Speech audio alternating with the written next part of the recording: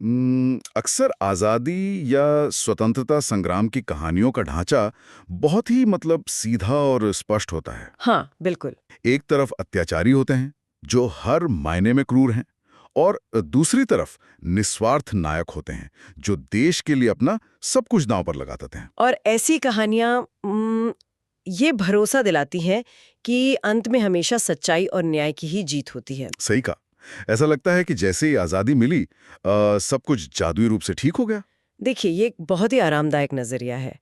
मतलब दुनिया को अच्छाई और बुराई के दो स्पष्ट हिस्सों में बांटकर देखने से एक तरह का मनोवैज्ञानिक सुकून मिलता है। हाँ, वो तो है। लेकिन सच कहूं तो ये इतिहास को देखने का एक बहुत ही सरलीकृत और शायद भ्रमित करने वाला तरीका भी है। और यही वो जगह है जहां आज की हमारी इस गहन चर्चा यानी इस विस्तृत विश्लेषण का मुख्य बिंदु सामने आता है। बिल्कुल। जरा इस विरोधाभास की कल्पना की जाए। एक ऐसा देश जो दशकों के खूनी संघर्ष के बाद आजाद हो रहा है। पूरा देश जश्न की तैयारी कर रहा है। हाँ, जश्न का माहौल है। और उस जश्न के केंद्र में एक महान एक पूजनीय और रहस्यमयी हीरो है, जैसे आजादी की लड़ाई का सबसे बड़ा प्रतीक माना जाता है। लेकिन यहाँ एक बहुत बड़ा लेकिन है। हाँ, लेकिन जैसे जैसे इस जश्न का दिन करीब आता है, ये भयानक सच सामने आने लगता है कि वो सबसे बड़ा रक्षक ही असल में वो गद्दार है जिसने अपने ही महान नेता को दुश्मनों के हवाले कर दिया था। बाप रे! ये मतलब ये कोई मामूली कहानी का मोड़ नहीं है। बिल्कुल नहीं। ये सीधे तौर पर राष्ट्र निर्माण की उस जटिल, डरावनी और गहरी मनोवैज्ञानिक सच्चाई को उजागर करता है, जिसे अक्सर आजादी के जश्नों के शोर में दबा दिया जाता है। सही बात है। तो आज का हमारा ये पूरा विश्लेषण न्यूगी वा थ्योंगो के लिखे हुए प्रसिद्ध अफ्रीकी उत्तर औपनिवेशिक उपन्यास अ ग्रेन ऑफ व्हीट पर आधारित है। हाँ, और इस चर्चा का मिशन ये समझना है कि ये पुस्तक केवल केन्या की आज़ादी का कोई सीधा-साधा ऐतिहासिक दस्तावेज नहीं है। बिल्कुल, बल्कि ये एक ऐसे देश की आत्मा का अत्यंत गहरा मनोवैज्ञानिक और राजनीतिक अन्वेषण है जो एक बहुत ही दर्दनाक बदलाव के दौर से गुजर रहा है। बिल्कुल। ये समझने की कोशिश की जाएगी कि आज़ादी मिलने के बाद का असली संघर्ष आखिर होता क्या है। तो इस मनोवैज्ञानिक गहराई में उतरने से पहले मुझे लगता है उस व्यक्ति के दिमाग को समझना बहुत जरूरी है जिसने इस कथा को गढ़ा है। हाँ, ngugi wa thiong'o। मतलब वो केवल एक उपन्यासकार नहीं है। साहित्य और राजनीति की दुनिया में वे अपने आप में एक वैचारिक क्रांति है। सच में। केन्या में जन्मे ngugi के काम का मुख्य केंद्र औपनिवेशिक शोषण, अफ्रीकी पहचान और विशेष रूप से भाषा और सत्ता के बीच का जो अदृश्य लेकिन बेहद ताकतवर संबंध है उस पर टिका हुआ है। और यहाँ एक बहुत बड़ा विरोधाभास भी देखने को मिलता है। कैसा विरोधाभास? देखिए, नंगुकी ने अपने शुरुआती दौर में अंग्रेजी भाषा में लिखकर दुनिया भर में अपार ख्याति प्राप्त की थी। हाँ, उन्हें बहुत शोहरत मिली थी। लेकिन फिर उन्होंने एक ऐसा कदम उठाया जिसने साहित्यिक जगत को चौंका दिया। उन्होंने अचानक अंग्रेजी को पूरी तरह से नकार दिया। बिल्कुल पूरी तरह से। और ये घोषणा की कि भविष्य में वे केवल अपनी स्थानीय मातृभाषा गिकियू में ही लिखेंगे। मतलब क्या ये अपने ही पैरों पर कुल्हाड़ी मारने जैसा कदम नहीं था? सतह से देखने पर तो ऐसा ही लगता है। मैं सोच रहा था, अंग्रेजी एक वैश्विक भाषा है। अगर कोई लेखक दुनिया को अपना दर्द और अपने देश का इतिहास बताना चाहता है तो क्या उसे उस भाषा का इस्तेमाल नहीं करना चाहिए जिसे पूरी दुनिया समझती है? ये एक बहुत ही जायज सवाल है। अपनी एक छोटी सी क्षेत्रीय भाषा में सिमटकर क्या उन्होंने अपनी पहुंच को ही खत्म नहीं कर दिया? ये तो ऐसा हुआ जैसे कोई बहुत बड़ा अंतर्राष्ट्रीय फिल्म निर्देशक अचानक से विश्वव्यापी भाषा में फिल्में बनाना छोड़ दे और केवल अपनी क्षेत्रीय भाषा अपना ले। हाँ, आपका उदाहरण बिल्कुल सटीक है और ये तर्क बहुत तार्किक प्रतीत भी होता है। लेकिन ngugi का ये फैसला व्यावसायिक नहीं था। तो फिर क्या था? ये पूरी तरह से राजनीतिक और वैचारिक था। मतलब इसे इस तरह से देखा जा सकता है कि जब कोई साम्राज्यवादी शक्ति किसी देश पर कब्जा करती है तो वो केवल उसकी जमीन, खदानों या खेतों को नहीं लूटती। सही बात है। सबसे बड़ा कब्जा लोगों के दिमाग पर होता है। हाँ। और ये दिमागी कब्जा बंदूकों से नहीं बल्कि भाषा के जरिए होता है। अरे वाह, ये बहुत गहरी बात है ना? जब कोई इंसान शोषक की भाषा में सोचने और सपने देखने लगता है तो वो अनजाने में उसी शोषक की संस्कृति, उसके नजरिए और उसकी श्रेष्ठता को अपने भीतर स्वीकार कर लेता है। मतलब शोषक की भाषा का इस्तेमाल करना ये मान लेना है कि अपनी मूल भाषा उस विषय के लिए सक्षम ही नहीं है। बिल्कुल सही पकड़ा आपने। गुगी का तर्क था कि अंग्रेजी में अफ्रीकी दर्द को व्यक्त करना दरअसल उसी औपनिवेशिक ढांचे को मजबूती देना है। जैसे ऐसा है जैसे कोई अपने ही घर के दर्द को किसी अजनबी के शब्दों में बयां करने की कोशिश कर रहा हो, जहां वे शब्द कभी भी उस दर्द की असली गहराई को नहीं पकड़ सकते। एकदम सही। गुंगी ने ये स्पष्ट किया कि राजनीतिक आज़ादी तब तक सिर्फ एक भ्रम है जब तक मानसिक आज़ादी हासिल नहीं हो जाती। और उनके इस दर्शन को उनकी ही एक और प्रसिद्ध किताब डीकोलोनाइजिंग द माइंड में विस्तार से समझाया गया है। हाँ, उनका अंग्रेजी छोड़ना एक लेखक का विद्रोह था। ये घोषणा कि अफ्रीकी साहित्य को किसी पश्चिमी भाषा की बैसाखी की कोई जरूरत नहीं है। क्या बात है। तो सत्ता की जिस भाषा और जिस औपनिवेशिक ढांचे के खिलाफ गुंगी ये बौद्धिक युद्ध लड़ रहे थे, उसी ढांचे ने केनिया की जमीन पर एक बेहद हिंसक और रक्त रंजित इतिहास को जन्म दिया था। जी हाँ, बिल्कुल। और अ ग्रेन ऑफ व्हीट की असली कहानी इसी इतिहास की जमीन पर खड़ी है। ये इतिहास माओ माओ विद्रोह के नाम से जाना जाता है। और इस विद्रोह के स्वरूप को समझना कहानी के दर्द को समझने के लिए बहुत अनिवार्य है। बिल्कुल। श्रोताओं के संदर्भ के लिए ये वो समय था जब केनिया पर ब्रिटिश शासन था और उपजाऊ जमीनों पर गोरों का कब्जा हो चुका था। हाँ, और जो वहाँ के मूल निवासी थे उन्हें बंजर इलाकों में धकेल दिया गया था। तो इस अन्याय के खिलाफ केनिया के लोगों ने जो सशस्त्र संघर्ष शुरू किया वही माओ माओ विद्रोह था। लेकिन ये कोई साधारण युद्ध नहीं था। औपनिवेशिक शासकों ने इस विद्रोह को कुचलने के लिए क्रूरता की सारी हदें पार कर दी थीं। सच में हजारों लोगों को उनके घरों से निकालकर यातना शिविरों यानी बंदी शिविरों में डाल दिया गया था। और इन शिविरों में जो शारीरिक और मानसिक अमानवीयता हुई वो इतिहास के सबसे काले पन्नों में से एक है। और आखिरकार इस खून खराबे के बाद 1963 में केनिया को आज़ादी मिलती है। इसी आज़ादी को केनिया में उहुरू कहा जाता है। उहुरू, हाँ। लेकिन इस उपन्यास को पढ़ते हुए एक अजीब सी बेचैनी महसूस होती है। जो लोग यातना शिविरों से आज़ाद होकर अपने गांव में लौट रहे हैं, उनमें आज़ादी की कोई खुशी या चमक नहीं है। बिल्कुल नहीं है। वे शारीरिक रूप से तो बाहर आ गए हैं, लेकिन मानसिक रूप से वे पूरी तरह टूट चुके हैं। ओहो, कि मिलने पर खुशी का माहौल होना चाहिए था, है ना? लेकिन पूरी हवा में एक भारीपन और आघात यानी एक गहरा ट्रॉमा तैर रहा है। क्योंकि आज़ादी मुफ्त में नहीं आती, इसकी एक बहुत भारी कीमत चुकानी पड़ती है। और वह कीमत अक्सर उन लोगों को चुकानी पड़ती है जिनका इतिहास की किताबों में कहीं नाम तक नहीं होता। सही कहा। जो लोग वापस लौटे, उन्होंने देखा कि उनका परिवार बिखर चुका है, उनकी जमीनें छिन चुकी हैं, और जिन लोगों ने कभी लड़ाई में हिस्सा ही नहीं लिया वे अब सत्ता के करीब बैठे हैं। मतलब ये आज़ादी खून से सनी हुई थी, पूरी तरह से। तो ये आज़ादी की भारी कीमत और संघर्ष की ये सामूहिक पीड़ा उपन्यास के शीर्षक में ही एक रूपक की तरह छिपी हुई है। हाँ, अ ग्रेन ऑफ व्हीट यानी गेहूं का एक दाना। ये मूल रूप से एक बाइबल का संदर्भ है, जिसका अर्थ है कि जीवन देने के लिए गेहूं के दाने को मरना ही पड़ता है। बिल्कुल। जब तक दाना जमीन में गिरकर नष्ट नहीं होता, मिट्टी में दफन नहीं होता, तब तक उससे नया पौधा, नया जीवन नहीं निकल सकता। ये बलिदान का एक बहुत ही शक्तिशाली प्रतीक है। और ये शीर्षक इस बात को स्थापित करता है कि स्वतंत्रता जैसी नई और विशाल चीज का जन्म बिना विनाश और बिना किसी गहरे बलिदान के संभव ही नहीं है।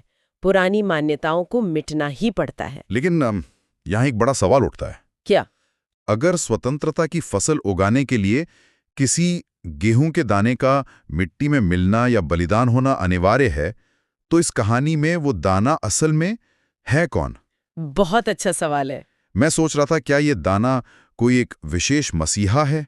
क्या ये किहिका नाम का वो विद्रोही नेता है जिसे फांसी दे दी गई थी? हाँ, यहीं पर गुंगी एक बहुत ही बारीक वैचारिक अंतर पैदा करते हैं। वे मसीहावादी सोच को पूरी तरह से खारिज करते हैं। अच्छा। हाँ, प्रतीकों के स्तर पर वो गेहूं का दाना कोई एक महान नेता या कोई एक अकेला नायक नहीं है। वो दाना दरअसल वो पूरा का पूरा समुदाय है, वो गांव है। मतलब आज़ादी किसी एक व्यक्ति के बलिदान की देन नहीं है। बिल्कुल नहीं। दाना वो हर इंसान है जिसने चुपचाप यातना शिविर में कोड़े खाए। वो हर औरत है जिसने अपने बच्चों को भुखमरी से बचाने के लिए अपने सम्मान का समझौता किया। बाप रे, ये बहुत ही मार्मिक विचार है। वो सामूहिक पीड़ा और सामूहिक संघर्ष ही असली दाना है जिससे उहुरू की फसल पैदा हुई है। तो अब इस बात को गहराई से समझने के लिए कि आज़ादी की इस लड़ाई में लोगों को अंदर से कैसे तोड़ा, हमें उस गांव के भीतर चलना होगा जो इस उहुरू दिवस की तैयारी कर रहा है। चलिए चलते हैं। सतह पर गांव में जश्न की तैयारी है, मंच सजाए जा रहे हैं, दौड़ का आयोजन हो रहा है, लेकिन इस उत्साह के आवरण के नीचे एक भयानक और खोखला कर देने वाला रहस्य पल रहा है। हाँ, एक ऐसा सवाल जो पूरे गांव की अंतरात्मा को काट रहा है कि स्वतंत्रता सेनानियों के सबसे बड़े नेता केहका को अंग्रेजों के हवाले आखिर किसने किया। और देखिए, इस रहस्य की गुत्थी सुलझाने का मतलब केवल एक गद्दार को खोजना नहीं है। तो और क्या है? ये पूरी प्रक्रिया दरअसल उस समय के केन्याई समाज की खंडित और घायल अवस्था को समझने की एक यात्रा है। और इसके लिए हमें कहानी के मुख्य चरित्रों की मानसिक अवस्था से गुजरना होगा। बिल्कुल, चलिए इन चरित्रों और उनके अंतर्द्वंद को समझते हैं। सबसे पहले बात करते हैं गिकोनियों की। गिकोनियों का चरित्र बहुत जटिल है। ये इंसान माओ विद्रोह के दौरान पकड़ा गया था और सालों तक भयंकर यातना शिविर में रहा। वहां हर दिन उसे तोड़ने की कोशिश की गई, लेकिन एक चीज थी जिसने उसे जिंदा रखा। हाँ, अपनी पत्नी मुंबी के पास लौटने की उम्मीद। गिकोनियो लचीलेपन का प्रतीक लग सकता है, लेकिन जब वो आजाद होकर गांव लौटता है तो जो सच्चाई उसके सामने आती है वो यातना शिविर से भी ज्यादा दर्दनाक होती है। सही कहा, गिकोनियो का चरित्र दिखाता है कि आजादी की कल्पना और उसकी वास्तविकता में कितना बड़ा फासला होता है। सच में वो शिविर से बाहर इसलिए आ पाया क्योंकि अंततः वो टूट गया था। उसने अंग्रेजों के सामने घुटने टेक दिए थे ताकि वो अपनी पत्नी के पास लौट सके। लेकिन जब वो वापस आता है तो उसे पता चलता है कि उसकी दुनिया ही उजड़ चुकी है। और यहीं से हम मुंबी के चरित्र तक पहुंचते हैं। हाँ, जब गिकोनियो शिविर में था तो मुंबी गांव में थी। अक्सर कहानियों में पीछे छूटी हुई औरतों को एक पवित्र और इंतजार करने वाली देवी के रूप में दिखाया जाता है, लेकिन गुगी ऐसा बिल्कुल नहीं करते। मुंबी जीवित रहने के लिए संघर्ष कर रही थी। गांव में भुखमरी थी, अंग्रेजों का पहरा था।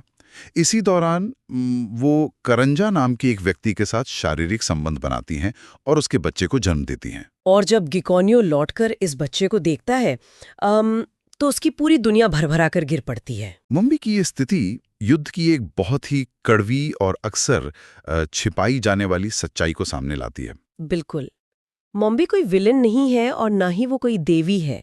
वो बस एक इंसान है जो ऐसे हालात में फंसी थी जहां सही और गलत की परिभाषाएं ही खत्म हो जाती हैं। सही कहा, युद्ध केवल मैदानों पर या शिविरों में नहीं लड़ा जाता, ये घरों की चौखट के भीतर भी लड़ा जाता है। और मुंबी का ये कदम कोई वासना का परिणाम नहीं था, बल्कि वो भूख, अलगाव और निराशा के उस अंधेरे का परिणाम था जहां एक इंसान सिर्फ जीवित बचने की कोशिश कर रहा होता है। और जिस करंजा का यहाँ जिक्र हुआ वो तो अवसरवाद का सबसे बड़ा चेहरा है। बिल्कुल, करंजा ने कभी आजादी के लिए संघर्ष नहीं किया। इसके विपरीत उसने औपनिवेशिक शासकों से हाथ मिला लिया।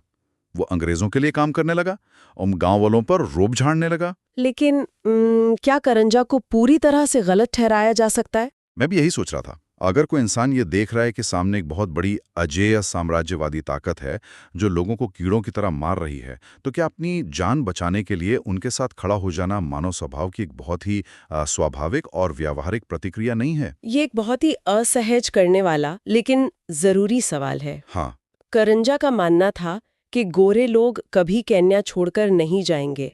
उसने यथार्थवाद के नाम पर अपनी वफादारी बेच दी। लेकिन जो चीज करंजा को खौफनाक बनाती है वो सिर्फ उसका डर नहीं है, बल्कि वो ताकत का नशा है जो उसे अंग्रेजों का साथ देने पर मिलता है। बिल्कुल, वो अपने ही लोगों के खिलाफ खड़ा हो जाता है।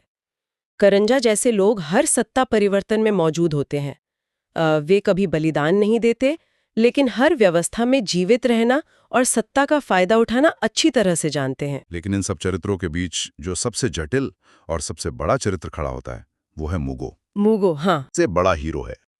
उनका मानना है कि मूगो ने अंग्रेजों के सामने कभी सिर नहीं झुकाया और उसने कई लोगों की जान बचाई। और इसीलिए गांव वाले तय करते हैं कि उहुरू के मुख्य जश्न के दिन जो भाषण होगा वो कोई राजनेता नहीं बल्कि मूगो देगा। मूगो को समुदाय ने एक जीवित स्मारक बना दिया है। वो उनके लिए उस आज़ादी का मानवीय चेहरा बन चुका है जिसके लिए वे इतने साल तड़पे हैं। लोगों ने मुगो के मौन को उसकी महानता और उसकी सहनशीलता मान लिया है। और यहीं पर कहानी का वो मोड़ आता है जो पूरी बुनियाद को हिला देता है। सच में वो मोड़ बहुत हैरान करने वाला था।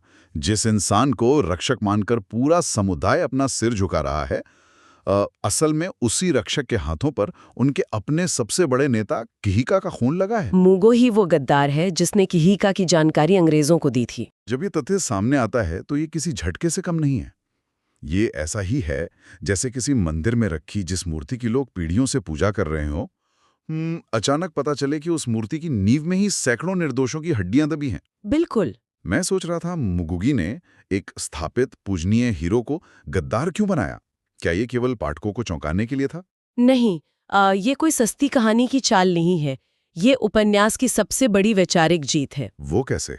मुगो की चरित्र के जरिए नुंगुगी इतिहास को देखने के उस रूमानी नजरिए को तोड़ते हैं जहां आजादी की लड़ाई को एक पवित्र और दाग रहित यज्ञ माना जाता है। मतलब कोई भी लड़ाई पूरी तरह पवित्र नहीं होती? बिल्कुल।